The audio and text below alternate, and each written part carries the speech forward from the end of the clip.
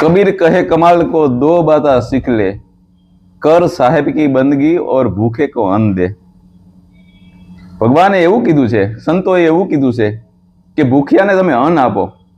અન્નની એટલી બધી તાકાત છે મિત્રો કે વિધાતાના લેખ હોય ને એમાં કદાચ મેખ મારી શકે એવા ઘણા બધા દાખલા છે.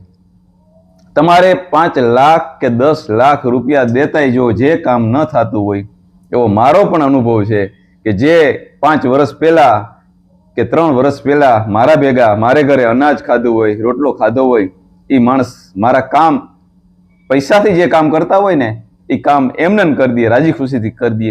આવી અન્નની તાકાત છે મિત્રો. વિધાતાના લેખમાં જો મેખ મારી શકે એવી જો તાકાત હોય ને આ યુગની માલિકો તો અન્નદાનની તાકાત છે. અન્નદાનથી મોટી તાકાત કોઈ છે નહીં.